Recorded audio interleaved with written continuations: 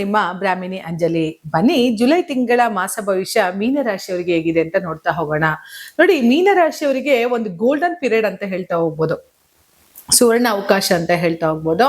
ಯಾಕೆ ಅಂತಂದ್ರೆ ನಿಮ್ಮ ರಾಶಾಧಿಪತಿಯಾದಂತಹ ಗುರು ಪಂಚಮ ಸ್ಥಾನದಲ್ಲಿ ಇದ್ದಾನೆ. ಹಾಗಾಗಿ ಗೋಲ್ಡ್ ಅನ್ನೋದೇ ನಮ್ಗೆ ತುಂಬಾ ಚಿನ್ನ ಖರೀದಿ ಮಾಡ್ಬೇಕು ಅಂತಂದ್ರೆ ಯಾರು ಇರ್ಬೇಕಂದ್ರೆ ಗುರು ತುಂಬಾ ಚೆನ್ನಾಗಿರ್ಬೇಕು. ನೋಡಿ, ಯಾರ ದೇಹದ ಮೇಲೆ ಅತಿ ಹೆಚ್ಚು ಒಡವೆಗಳನ್ನ ಹಾಕಿರ್ತಾರೆ ನೋಡಿ, ಚಿನ್ನಗಳನ್ನ ಧಾರಣೆ ಮಾಡಿರ್ತಾರೆ ನೋಡಿ, ಅವರ ಮನೆಗಳಲ್ಲಿ ಹೆಚ್ಚು ಮರಗಳನ್ನ ಯೂಸ್ ಮಾಡಿರ್ತಾರೆ ನೋಡಿ, ಅವರಿಗೆ ಸಿಕ್ಕಾಬಟ್ಟ ಗುರು ಚೆನ್ನಾಗಿದ್ದಾನೆ ಅಂತ ಅರ್ಥ.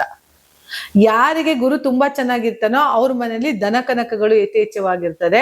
ಜೊತೆಗೆ ಮರದಕ್ಕೆ ಸಂಬಂಧಪಟ್ಟಂತ ಅತಿ ಹೆಚ್ಚು ಉಪಯೋಗಗಳನ್ನ ಅವ್ರ ಮೇಲೆ ಮಾಡಿರ್ತಾರೆ. ಇದು ಗುರುವಿನ ಒಂದು ಪ್ರಭಾವ.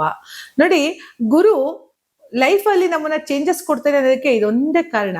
ನೋಡಿ, ಇಲ್ಲಿವರೆಗೂ ಮೀನರಾಶಿಯವ್ರಿಗೆ ಆಗ್ತಿದ್ದಂತಹ ಪ್ರಭಾವ ಹೆಂಗೆ ಅಂದ್ರೆ 7.5 ಏನ್ ಮಾಡ್ತಾ ಇದೆ, ಸಿಕ್ಕಾಪಟ್ಟ ತೊಂದರೆಗಳನ್ನು ಕೊಡ್ತಿತ್ತು. 2.5 ವರ್ಷಗಳಿಂದ ಮೀನರಾಶಿಯವ್ರಿಗೆ ಆಗ್ತಿರೋ ಅವಮಾನ ಅಪಮಾನ ಈಗ ಸನ್ಮಾನದ ಹಾದಿ. ಮೀನರಾಶಿಯವರಿಗೆ ಯಾರೆಲ್ಲ ಅವಮಾನ ಮಾಡಿದ್ರು ಸನ್ಮಾನ ಮಾಡೋದಕ್ಕೆ ರೆಡಿ ಆಗ್ತಿದ್ದಾರೆ. ಆದ್ರೆ ಹಿಂದೆ ಮಾಡಿದಂತ ಅವಮಾನಗಳನ್ನ ಮರೆಯೋರಲ್ಲ ಮೀನರಾಶಿಯವರು.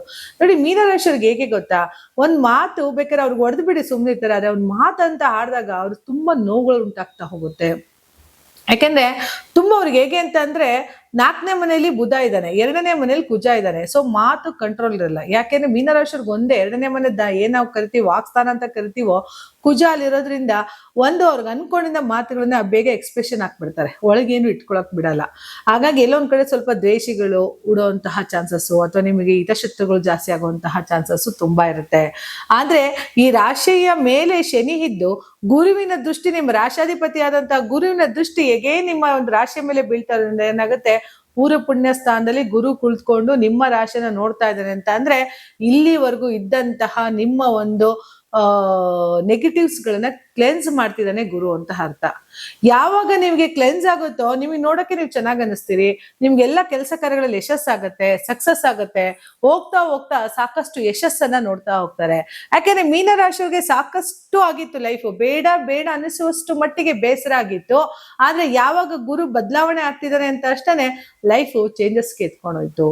ನೋಡಿ, ಸಪ್ತಮದಲ್ಲಿ ಬುಧ ಇದ್ದಾನೆ, ಖಂಡಿತ ಅವ್ರು ಕಟ್ಕೊಳ್ಳುವಂತಹ ವೈವಾಹಿಕ ಹೆಂಡತಿ ಇರ್ಬೋದು ಗಂಡ ಇರ್ಬೋದು ಬುದ್ಧಿವಂತರಾಗೇ ಆಗಿರ್ತಾರೆ. ಮೋಸ್ಟ್ ಮರ್ಕ್ಯೂರಿಸ್ ವೆರಿ ಇಂಪಾರ್ಟೆಂಟ್ ಅಂತ ಕರಿತೀವಲ್ಲ, ಬ್ರಿಲಿಯಂಟ್ ಅಂತ ಹೇಳ್ಬೋದು, ಬುದ್ಧಿವಂತರು ಅಂತ ಹೇಳ್ಬೋದು. ಚಾಕಚಕ್ಷತೆ ಉಳ್ಳವಂತಹ ಒಂದು ದಂಪತಿಗಳು ನಿಮ್ಗೆ ಸಿಗ್ತಾ ಹೋಗ್ತಾರೆ. ಯಾಕಂದ್ರೆ ನಿಮಗೆ ಮೀನರಾಶಿಯರು ಯಾರೇ ಆಗಿರ್ಬೋದೋ ಈ ತರ ಒಂದು ಗಂಡ ಹೆಂಡತಿಯ ಒಂದು ಸಂಬಂಧ ಇದ್ದೇ ಇರ್ತಾರೆ. ಇದ್ರ ಜೊತೆಗೆ ಪೂರ್ವ ಪುಣ್ಯ ಸ್ಥಾನಾಧಿಪತಿಯಲ್ಲಿ ಗುರು ಕುಳಿತು ಗಜಕೇಸರಿ ಯೋಗ ಚಂದ್ರ ಇದ್ದಾನೆ, ಅಲ್ಲೂ ಕೂಡ ನಿಮಗೆ ಲೈಫ್ ತುಂಬಾ ಚೇಂಜಸ್. 4ನೇ ಮನೆಯಲ್ಲಿ ರವಿ ಬುಧ ಆದಿತ್ಯ ಯೋಗ, ಇನ್ನೇನ್ ಬೇಕು ಹೇಳಿ. ಸುಖ ಸ್ಥಾನದಲ್ಲಿ ರವಿ ಬುಧ ಆದಿತ್ಯ ಯೋಗ ನಡೀತಾ ಇದೆ ಅಂತ ಅಂದ್ರೆ ಲೈಫ್ ಅಲ್ಲಿ ಮತ್ತಷ್ಟು ಚೇಂಜಸ್ ನ ಕೊಡುವಂತಹ ಒಂದು ಸುವರ್ಣ ಅವಕಾಶ ನಿಮಗೆ ಬಂದಿದೆ ಅಂತ ಅರ್ಥ. ಇಂಥ ಗೋಲ್ಡನ್ ಪೀರಿಯಡ್ ಅನ್ನ ಯೂಸ್ ಮಾಡ್ಕೊಳ್ಳಿ ವೀಕ್ಷಕರೇ. ಮೀನರಾಶಿಯವರು ಯಾರೇ ಇರ್ಬೋದೋ ಸಮಯ ಬಂದಿದೆ ಅಂದಾಗ ಸುಮ್ನೆ ಕುತ್ಕೊಳ್ಳೋರು ನೀವಲ್ಲ. ಆ ಸಮಯವನ್ನ ಒಂದೊಂದು ದಿನನೂ ಕೂಡ, ಒಂದೊಂದು ನಿಮಿಷ, ಒಂದೊಂದು ಸೆಕೆಂಡ್ ವೆರಿ ಇಂಪಾರ್ಟೆಂಟ್ ಆಗಿರೋದ್ರಿಂದ ಯುಟಿಲೈಸ್ ಮಾಡ್ಕೊಳ್ಳೋಕೆ ಶುರು ಮಾಡಿ. ಯಾಕೆಂದ್ರೆ ಇದೇ ನಿಮಗೆ 5ನೇ ಭಾವದಲ್ಲಿ ಕುಳಿತಿರುವಂತಹ ಗುರು ಸಕ್ಕಲವನ್ನು ಕೊಟ್ಟೋಗ್ತಾನೆ. ಜೊತೆಗೆ 7.5 ಪ್ರಭಾವ ನಿಮ್ಮ ಮೇಲೆ ಇದ್ರೂ ಕೂಡ ಕರ್ಮಾಧಿಪತಿಯಾದಂತಹ ಶನಿಯ ಮೇಲೆ ಧರ್ಮಾಧಿಪತಿಯಾದಂತಹ ಗುರುವಿನ ದೃಷ್ಟಿ ಖಂಡಿತ ನಿಮ್ಮ ಮೇಲೆ ಇರೋದ್ರಿಂದ ಸಕ್ಸಸ್ ನೋಡೇ ಹೋಗ್ತೀರಿ. ಜೊತೆಗೆ ಕುಜ 2ನೇ ಮನೆ, ಮಾತು ಸ್ವಲ್ಪ ಕಂಟ್ರೋಲ್ ಇರ್ಲಿ. ಯಾಕೆಂದ್ರೆ ಕೆಲವು ಸಮಯ ನಮ್ಗೆ ಗೊತ್ತಿಲ್ಲದ ತರ ಮಾತು ಬಂದ್ಬಿಡ್ತಾ ಇದೆ, ಅದರಿಂದ ಕೆಲವು ಕೆಲಸ ಕಾರ್ಯಗಳು ಅಡೆತಡೆಗಳಾಗತ್ತೆ ಅಥವಾ ವಿನಾಕಾರಣ ಜಗಳಕ್ಕೆ ತುತ್ತಾಗೋದ್ರಿಂದ ಸ್ವಲ್ಪ ಮೌನವಾಗಿರಿ. ಎಲ್ಲಿ ಮೌನವಾಗಿರ್ತಿರೋ, ಎಷ್ಟು ದಿನ ಮೌನವಾಗಿರ್ತಿರೋ ಅಷ್ಟ್ರ ಮಟ್ಟಿಗೆ ಸಕ್ಸಸ್ ಅನ್ನ ನೋಡ್ತಾ ಹೋಗ್ತೀರಿ. ನೋಡಿ, ಲೈಫ್ ಅಲ್ಲಿ ನಾವ್ ಏನಾರು ಚೇಂಜಸ್ ಮಾಡ್ಕೋಬೇಕು, ಲೈಫಲ್ಲಿ ನಾವ್ ಏನಾರು ಗೆಲ್ಬೇಕು ಅಂತಂದ್ರೆ ಸಮಯ ಬಂದಿದೆ ಮೀನರಾಶಿಯವರಿಗೆ. ಈಗ ಎದ್ದೇಳಿ, ಈಗ ನಿಮ್ಮ ಕೆಲಸ ಕಾರ್ಯಗಳಲ್ಲಿ ಕೈದೂಡಿಸ್ಕೊಳ್ಳಿ. ಜೊತೆಗೆ ಹೆಚ್ಚೆಚ್ಚು ಹಣವನ್ನ ಬರೋದ್ರ ಜೊತೆಗೆ ನಿಮ್ಗೆ ಗೋಲ್ಡ್ನು ಕೂಡ ಖರೀದಿ ಮಾಡ್ತಿ ಹೋಗ್ತೀರಿ. ಯಾಕೆಂತಂದ್ರೆ ಮೀನರಾಶಿಯವರಿಗೆ ಆದಷ್ಟು ಚಿನ್ನದ ಮೇಲೆ, ಭೂಮಿಯ ಮೇಲೆ ಸಿಕ್ಕಾಪಷ್ಟು ಪ್ರೀತಿ ಇರ್ತದೆ. ಯಾಕೆ ಅಂತಂದ್ರೆ ಹೆಚ್ಚು ಭೂಮಿನ ಇಷ್ಟಪಡ್ತಾನೆ 2ನೇ ಮನೆಯ ಕುಜ. ಧನಕಾರಕನಾಗಿ ಭೂಮಿ 2ನೇ ಮನೆ ಅಧಿಪತಿಯಾಗಿರೋದ್ರಿಂದ ಅಲ್ಲಿ ಕುಜ ಕೂಡ ಭೂಕಾರಕನಾಗಿರೋದ್ರಿಂದ ಮೀನರಾಶಿಯವರಿಗೆ ಒಂದು ಸ್ವಂತ ಮನೆ ಇದ್ದೇ ಇರುತ್ತೆ.